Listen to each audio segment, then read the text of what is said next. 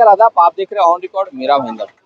अस्मिता Regency नामक इमारत में आज दिवाली के पटाखों से एक घर में आग लगी है। इस तरह की सूचना मिलने पर फायर ब्रिगेड ने अपनी मुस्तैदी दिखाते हुए तमाम जो फायर ब्रिगेड के कर्मचारी जगह पर पहुंचे और आग पर काबू पाया। पूरे जो बिल्डिंग में जो धुआं निकल रहा था, आग की लपटें जो दिखाई दे रही थी, उसको बहुत ही कम समय में इन्होंने रिस्पॉन्स देते हुए इस पर काबू पाया है। फायर ब्रिगेड की पूरी टीम हमारे साथ में है, हम उनसे जानने की कोशिश करते हैं। सर, क्या हुआ था, किस तरह से आग लगी थी और आपको क्या कॉल आया था? हमको जैसा ही फायर का कॉल आया वैसा आम्ही लोग घटनास्थळी इकडे पोहोचलो। अस्मिता रेजेन्सीला फ्लॅट नंबर 204 त्याच्यामध्ये आग लागलेली आहे। पूर्ण त्याचा खाट जळलेला आहे आणि खूप मोठी आग होती। पण आता आम्ही 2-3 गाडी आले, आमचे वेस्टचे पण आले, पेंकरपाड्याचे पण आले, सिल्वर पार्कचे पण गाडी आले आणि आम्ही आग ओटोक्यात आणलेली आहे आणि कारवाई चालू आहे। तसेच मीरा भाईंदरला दीपक हॉस्पिटलच्या समोर त्या बिल्डिंग मध्ये सुद्धा आग लागलेली आहे। सावय माळाला ती पण आग विझवलेली आहे। 2 प्लेस रूम होता, त्याच्यामध्ये बेडरूम वरच्या बेडरूमला आग लागलेली होती, तिथे पण तसेच जळालेले सर्व हॉट वगैरे सर्व जळालेले, बेड वगैरे सर्व जळालेले आहे। आणि मीरा भाईंदर मध्ये 5-6 ठिकाणी आज बंदोबस्त केलेले आहे। ज्या ज्या ठिकाणी फटाक्याचे स्टॉल लागलेले आहेत त्या ठिकाणी नवगर शाळेला एक बंदोबस्त आहे, मीरा रोडला भाजी मार्केटला, मच्छी मार्केटच्या इथे एक बंदोबस्त आहे आणि बालासाहेब ठाकरे मैदान इंद्रलोकला तिथे पण बंदोबस्त आहे। शिवसेना गल्ली भाईंदर वेस्टला पण बंदोबस्त आहे। असे मिळून 5-6 ठिकाणी बंदोबस्त पूर्व तयारी केलेली आहे आणि उर्वरित आम्ही 5-6 स्टेशनचे लोक, फायरमॅन पासून लीडिंग फायरमॅन पासून, यंत्रचालक पासून, सब ऑफिसर पासून, स्टेशन ऑफिसर पासून आम्ही सर्व तयारीत आहे। मीरा भाईंदर मध्ये अजून काही जीवितहानी किंवा असे काही झालेले नाही, पण आग बीग लागलेली ते आम्ही कंट्रोल करतो। साहेब, हे आग जी लागली त्याचं नेमकं कारण काय आहे ते सांगू शकाल का आपण?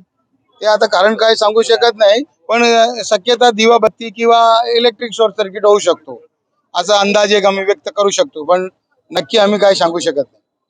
आणि आतापर्यंत मीरा भाईंदर शहरामध्ये एकूण किती ठिकाणी आतापर्यंत आपण पोहोचलेले आहेत? किती ठिकाणी आगी लागण्याची घटना ज्या आहेत आपल्या समोर आलेली आहेत? 5-6 ठिकाणी झालेले आगी, वेस्ट पासून, आपल्या इंद्रलोक पासून, इथे दीपक हॉस्पिटल पासून, अस्मिता रेसिडेन्सी मीरा रोड पासून 5-6 ठिकाणी झालेले आहे आणि तिकडे प्लस आपल्या जेफी इन्फ्रा पासून असे 5-6 ठिकाणी आग लागलेली आहे। त्या ठिकाणी आम्ही जाऊन आग ओटक्यात करण्यात आले। आतापर्यंत जे नुकसान जे झालेलं आहे ते आपण काय सांगू शकतो का? नुकसान बद्दल ते घरचे सांगतील, काय किती झालेले, काय कसे त्यांचे ते घरचे लोक सांगतील। ओके, धन्यवाद साहब आमचे बोलने बदल। हमारे साथ में स्थानिक नगर सेवक अशरफ शेख भी है। हम उनसे जानने की कोशिश करते हैं कि अस्मिता रेजेंसी में जो आग लगी थी फ्लैट नंबर 204 में, उसमें अब तक उनके सामने क्या आया है मामला। अशरफ भाई बताइए कि ये जो आग लगी है यहाँ पर अस्मिता रेजेंसी में, क्या आपके सामने मामला अब तक आया है? कुछ देर पहले मुझे फ़ोन आया और मैंने यहाँ पर मुझे फ़ोन आया कि यहाँ पर एक आग लगी है 2 माले के ऊपर रेजेंसी 1 में।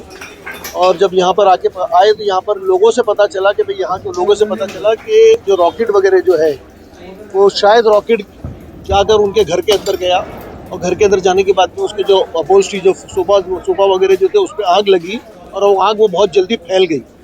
और टेक्निकली तो हमारे वालेवाल साहब ने बता ही दिया होगा, वो आग फैल गई। उसके बाद के अंदर उसको इन्होंने जल्दी से जल्दी ये लोग आए और आग सारी बुझाए है। अभी मैंने अडानी से भी बात किया है, वो लोग भी आ रहे हैं यहाँ पर।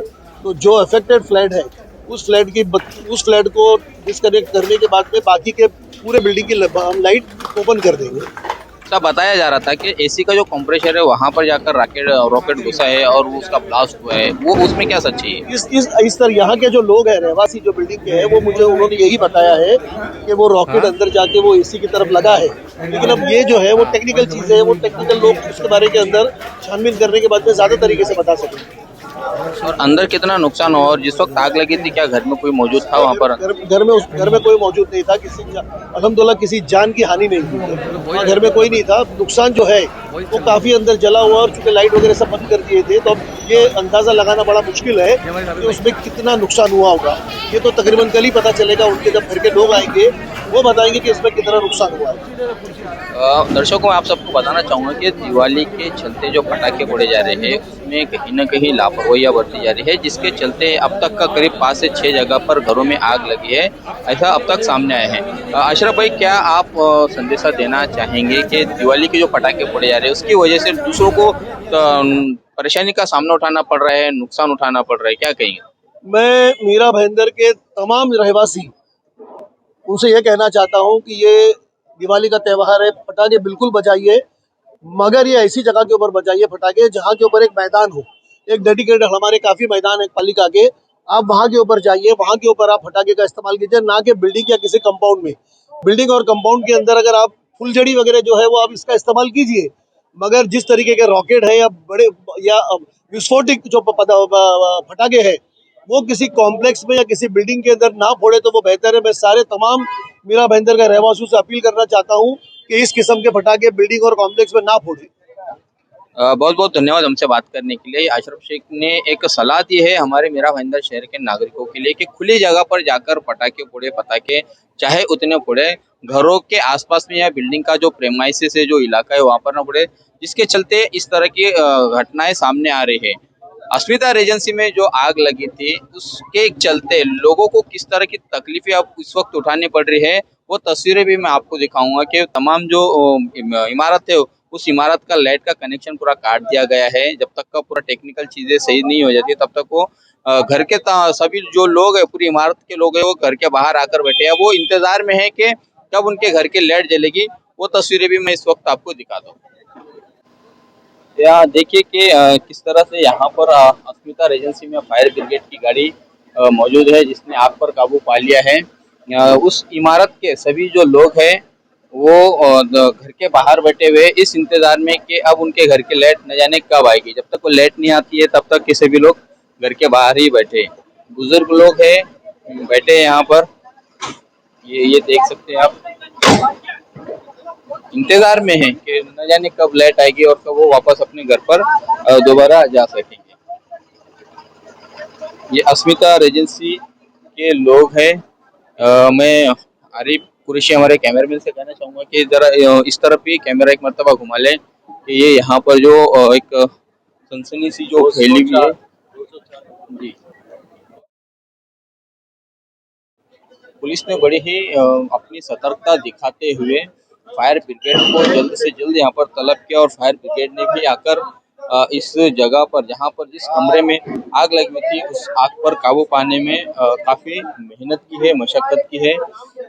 जो फायर ब्रिगेड के अधिकारियों से हमें तक पता चल रहा है कि करीब 5 से 6 लोग, माफी चाहूंगा कि करीब 5 से 6 जगहों पर अब तक का आग की घटनाएं सामने आई है और सभी जगहों पर फायर ब्रिगेड ने अपनी तत्परता दिखाते हुए, अपनी सतर्कता दिखाते हुए आग पर काबू पाया है, घरों पर काबू पाया है। एक बुजुर्ग है जिन्हें घर से बाहर लाया जा रहा है। देखिए आप, जिस वक्त घर में आग लगी थी उस वक्त इकरा नामक ये बच्ची मौजूद थी। हम उनसे जानने की कोशिश करते हैं। इकरा, क्या हुआ था, कैसे आग लगी थी, आप कहाँ पर थी, बताइए। मैं नमाज पढ़ रही थी, बेडरूम में वो साइड से रॉकेट आया था एंड हमारा पूरा कालीन से पूरा जल के वो कांच टूट के आग अंदर आई एंड मैं शॉर्ट सर्किट होने के चक्कर में मेन स्विच बंद करके बाहर निकल गई थी। इसके आगे क्या हुआ है आई हैव नो आइडिया। तो ये कितने बजे की बात है ये? नहीं पता। तो आप वक्त भी नहीं बता आसपास। तो आप बता सकते हैं कि आपका जो अंदर का क्या हालात बने हुए थे, आपका क्या सामान बचा है, मैं वो जानने की कोशिश कर रहा हूँ जो पीछे दिख रहा है वही बचा है और कुछ भी नहीं है, सब गया। आपसे। घर में क्या क्या, कुछ कैश था, गहने थे और कुछ भी बहुत सारी चीजें थे, फर्नीचर सब गया। बाहर हॉल में ही खाली सोफा बचा है। तो फिर ये यहाँ पर फायर ब्रिगेड कितनी देर के बाद में आए, कैसे इस पर आग पर काबू पाया गया? 15 मिनट बाद आ गए थे एंड कैसे हुआ आई हैव नो आइडिया। मैं बाहर थी तो अंदर आने नहीं दिया तो नहीं पता है। मतलब घर का पूरा नुकसान हो चुका है आपके। मैं देखिए आप सभी दर्शक, ये घर के बाहर तक घर का पानी आ रहा है, जिस पानी के चलते इस आग पर काबू पाया गया है। ये मैं पूरी तस्वीरें आपको दिखा रहा हूँ इस वक्त घर की। ये देखिए कितना नुकसान हुआ है। अभी भी यहाँ पर गर्म भापे आ रही है। ये सोफा, उसके बाद आप देख सकते हैं पंखे की क्या हालत हो चुकी है, कितना नुकसान हुआ है इस घर का। ये वो तस्वीरें मैं आपको दिखा रहा हूँ। आप देखिए वायरिंग, यहाँ पर एसी का जो कंप्रेसर है, जो बताया जा रहा था कि इसी एसी के मशीन पर आकर रॉकेट आया था, जिसकी वजह से ये इतना बड़ा ये हादसा हुआ है।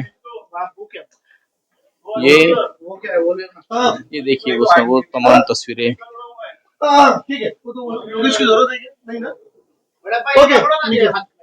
आप देख सकते हैं पंखे की हालत एक मतलब आप खुद बताइए कैसे जल चुका है, बेंड हो चुका है। उसके जो पत्तियां है वो भी बेंड हो चुकी है। ये इस वक्त हम हॉल में हैं। सोफा देखिए, बालकनी, जो अंदर का जो नज़ारा है वो बहुत ही भयावह है, बहुत ही खौफनाक नज़ारा है अंदर का। बड़ी ही मशक्कत करनी पड़ी यहाँ पर आग पर काबू पाने के लिए फायर ब्रिगेड को। ये हालत, इतनी बुरी हालत हो चुकी है, करीब 15 से 20 लाख रुपए का नुकसान यहाँ पर हुआ होगा।